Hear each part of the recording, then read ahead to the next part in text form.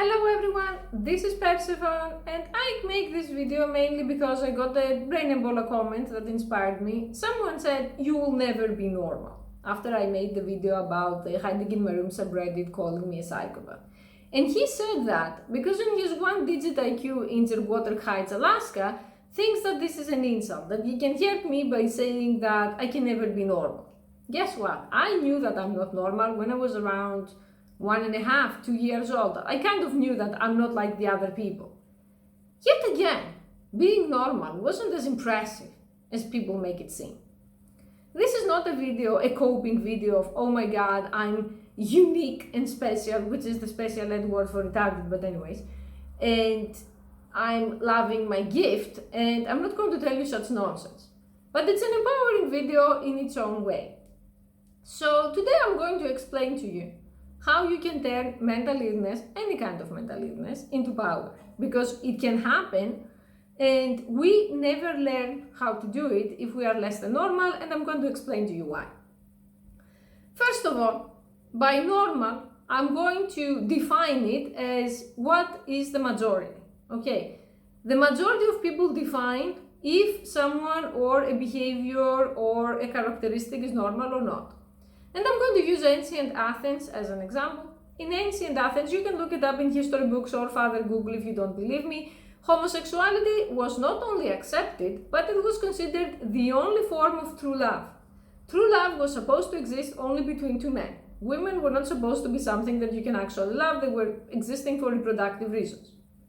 So when a family had a son and the son was around 17 or 18, what was the norm was for an older guy to come and teach the younger guy how to be a man. So he would take the younger guy and they would go to the mountains, and then there would be some crazy fighting, I think, and then they would come back, and if no one came to ask for your son, your family was ridiculed. There were also other times where if you were gay, you were thrown in the fire or off a building or killed, depending on what era you live in. So currently we live in an era that personality disorders and mental illnesses and response to abuse are considered abnormal. And you're supposed to be a happy little slave. So whoever isn't a happy little slave gets ostracized. Ever since I was very small, I was diagnosed with autism at 1 year old, which is pretty extreme because I was, if you show extreme signs, it's a very easy case for the doctors to diagnose. And ever since, my parents, and essentially my mother, has launched a campaign to normalize me. And that served two purposes. Purpose number one was to get here a ton of narcissistic supply as the mother of that kid, the autistic kid. And reason number two was that my mother was a person with a lot of mental illness herself. I believe she's a malignant narcissist. And she incorporated into my daily life a bunch of horrific rituals, like tiger mumming rituals, that supposedly they were for my own good. They were aiming to normalize me. Well, in fact, they were aiming to soothe her down, soothe her stress, and distract her from the real problems in her life. For example, the fact that she had baby trapped a guy who didn't want to be with her, that the guy's family had cut her off, so all of a sudden they were broke as a joke. And the fact that she's a generally average IQ person at best who is talentless, and she cannot fulfill her amazing dreams of becoming a famous actress and a famous doctor at the same time. Because my mother's dream was to be both an actress and a doctor. I don't know how she would combine the two. As a result, I was extremely shamed every time I showed behaviors that they were not the norm according to books or scales or stuff like that. And I would be shamed when I didn't care about those behaviors. For example, when people would say to me that you're not supposed to be autistic and you're supposed to have a very strong facial expressions, or you're not supposed to have a monotonous voice, I never really understood why that's so important. Because more people than me have facial expressions. So what? I mean, if you want me to have facial expressions and not be monotonous, I'm going to have to be like an actor who is on a roll 24/7, because naturally I do not have them. So I was thinking, isn't it simpler to just be yourself and not have them? I mean, you don't really offend anyone. Okay, maybe you come off as boring, but so what? The people who like you, they're going to like you anyway. That wasn't accepted.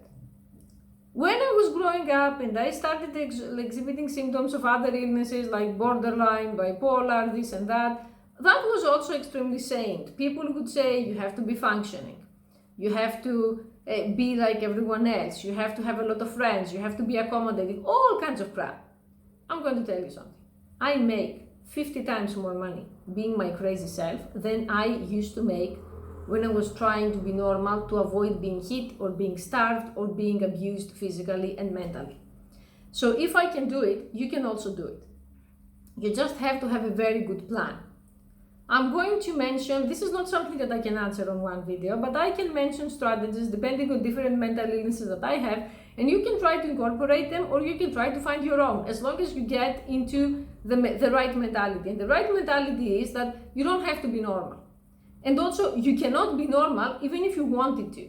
One of the things that I always fought with Eurasian Tiger, we may have the same fight 50 times or 100 times, is that he had always this deep desire to be normal, and he would blame his parents that they tiger mommed him and he wasn't normal and he missed on this and he missed on that. Not even one time I shared this sentiment, because for me, Eurasian Tiger was in very big denial about the fact that a lot of those things are genetic. A lot of those things are essentially brain damage, like I was born autistic.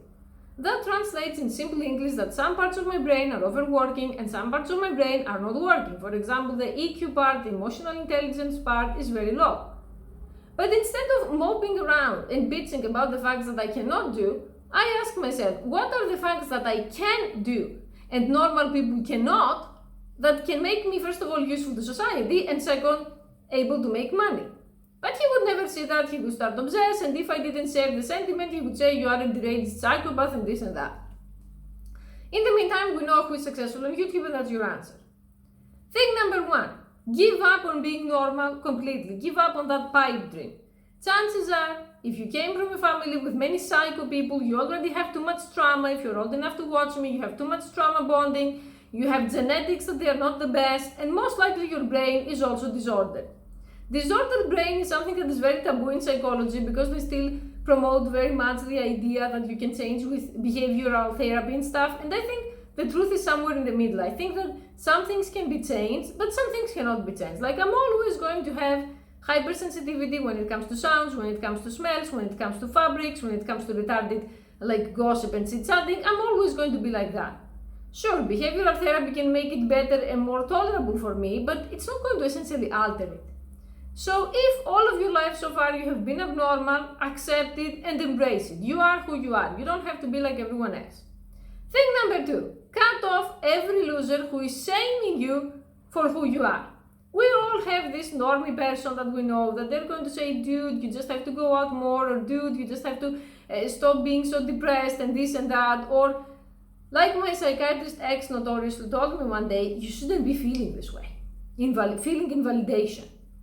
No one is there to be the feeling police or the neurodiversity police to tell you should be this and you should be that. If you have a person who is that unaccepting and that toxic, time to say bye-bye and surround yourself with people who are okay with you not being normal, or who can at least tolerate you and you tolerate them. Thing number three, give up on being fully functioning.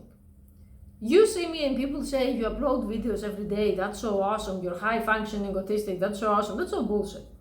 The fact that you see me uploading videos every day doesn't mean that I film videos every day. I know that I have periods that I'm on peak performance and I can stay up with 2 or 3 hours of sleep and get a lot of shit done. And I know that I have periods where I'm thinking, should I just jump off a building? So if this circle has repeated itself multiple times, it's going to be there probably forever. So what does that mean in a practical level? You have to plan when you have a lot of energy and create content, or do what you have to do for the times where you have low energy. Or if you work in a more normal job, you have to save money and you have to be able to sustain yourself and feed yourself and your family at the times where you don't have a lot of energy.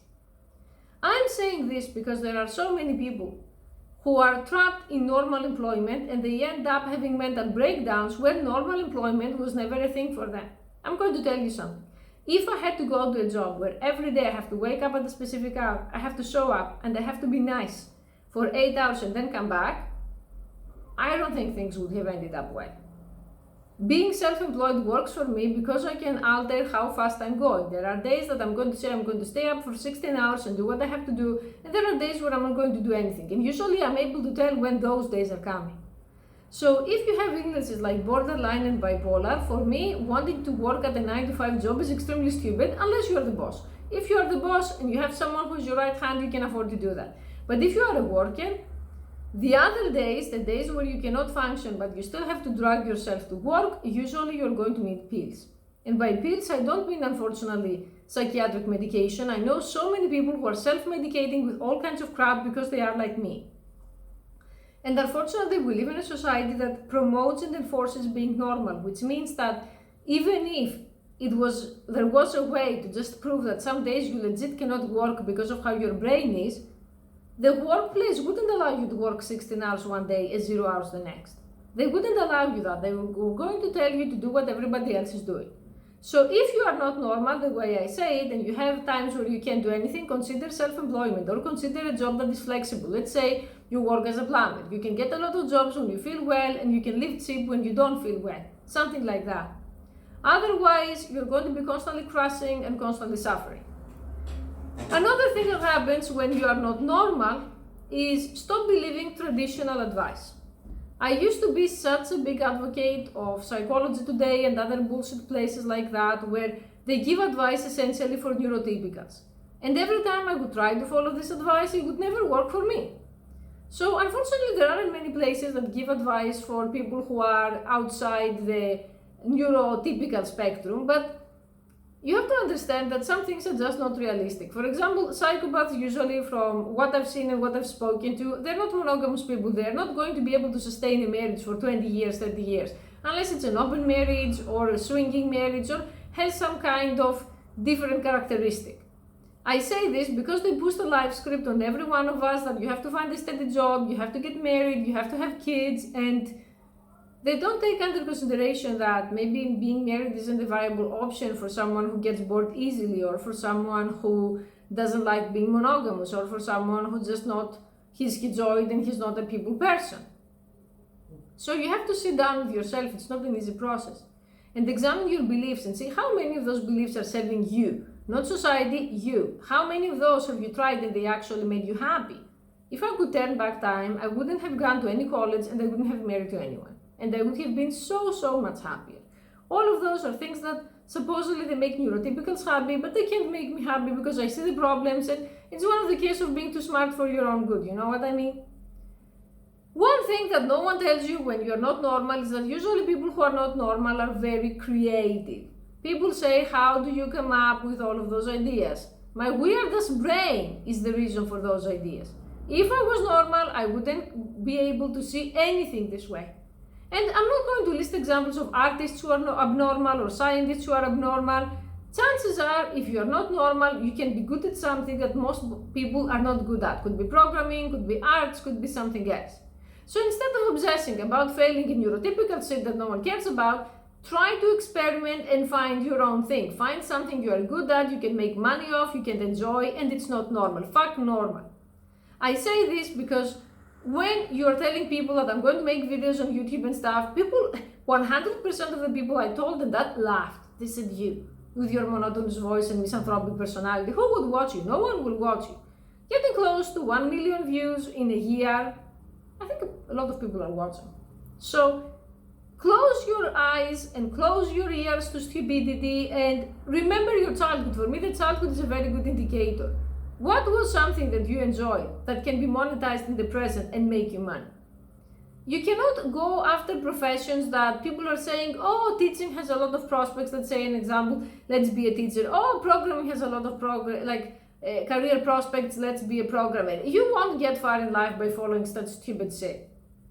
And if people tell you will never make money from your art or you will never make money from your writing, those people are usually neurotypicals and their opinions belong to the trash can and their messages belong to the spam folder, okay?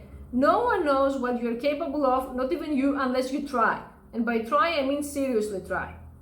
So stop the self-whipping, stop saying, why am I so weird? Why am I not like everyone else? And last but not least, stop obsessing over feelings and relationships. People who chase love end up unhappy. Society indoctrinates us so much to obsess over feelings and to obsess over relationships and marriages and bullshit like that. I'm not saying you should go MGTOW or some other nonsense, but You know something, it's not the start and the end of the world. And I say this after dating for over a decade non-stop and being married non-stop and being engaged non-stop to different men, trying to prove to my parents and society and myself that I'm not the ugly, unlovable autist. So I ended up the crazy person on the internet and the e-thought and all of that stuff. Was it really better?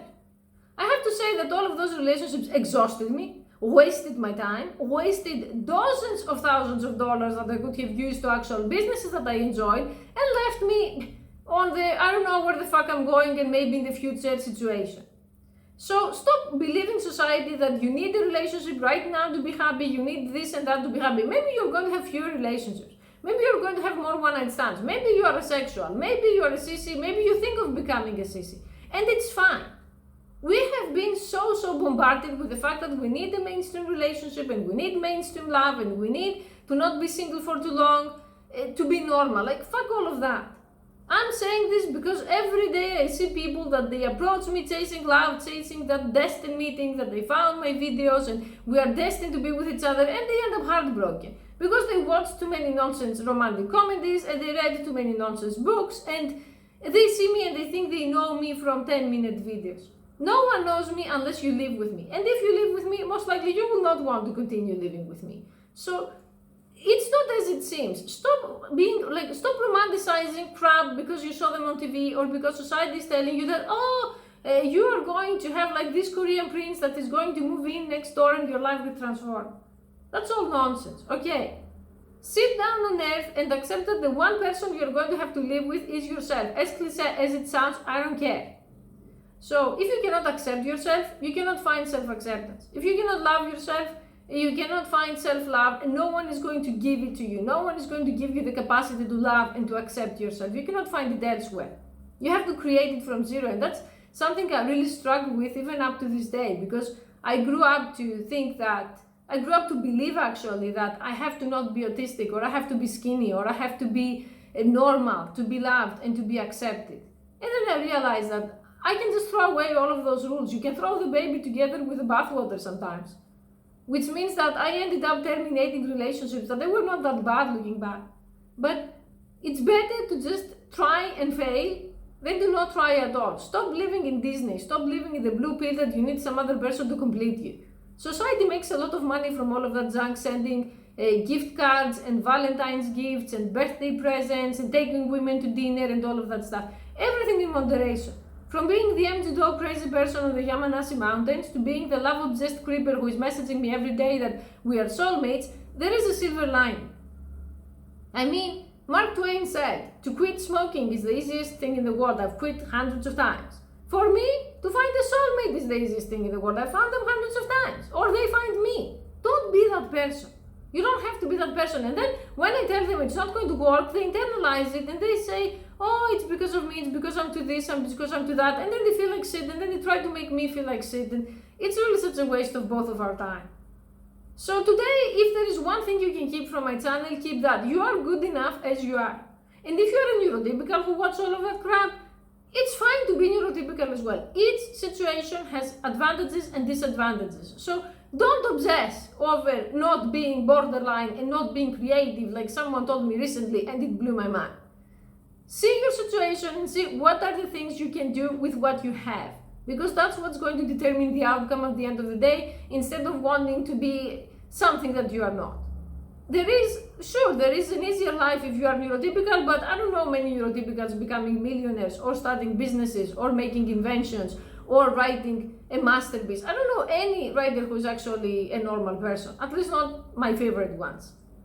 But that doesn't mean that you're worthless. So yeah, don't be like Eurasian Tiger that he was wasted 15 years of his life saying, why am I not normal? And then he would look at me and be mad and say, why aren't you normal? If I was normal, I wouldn't even have said hi to him. That's what normal people do, block him. Okay, just food for thought. Thank you for watching.